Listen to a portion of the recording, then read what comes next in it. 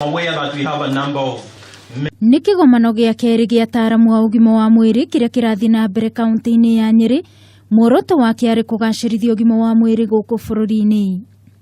Akiaria hĩndĩ ya kigomano gĩkĩ, murugamiriri munene wa Ruhonge rwa AMREF Meshack Ndirangu augĩte thirikari nĩ ĩbatiĩ kwanĩrĩra mĩrimũ ĩrĩa ĩtagwatanagia arĩ ugwati gũkũ bururi-ini, kuona andũ aingĩ nĩ matete mĩoyo yao kumana na mĩrimũ ĩyo. I remember once for the HIV/AIDS epidemic, the President of the Republic had to declare national disaster.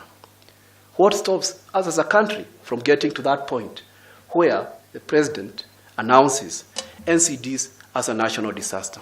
What stops us from recognizing NCDs as a national disaster by the end of this conference, so that we begin actually getting the political goodwill?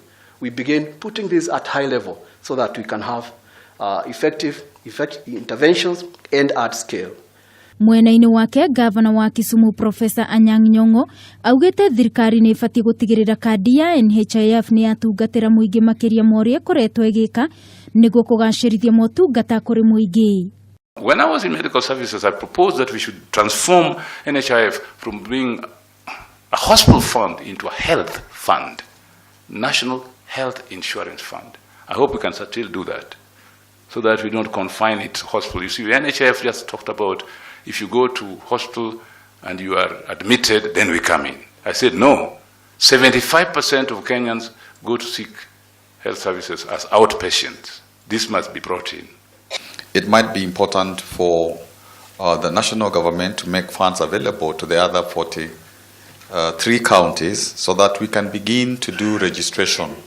We can begin to do a bit of infrastructure equipment, planning, so that we don't have to wait until next year. Handũ-inĩ hake, munini wa gavana wa Nyeri Caroline Karogo augĩte harĩ andũ 10 arĩa makuaga kaunti-inĩ ĩyo, 8 nĩ kumana na mĩrimũ ĩrĩa ĩtarĩ ya kũgwatanio. We are looking to train our community health volunteers so that they can have the nutritional knowledge and we can begin to propagate the story in the villages. We are taking women as the carriers of the lead role for nutrition in this county, because we believe the woman is the one that nurtures her family. Ngĩribotera Kameme TV, niĩ njĩtagwo Wangui wa Muiruri.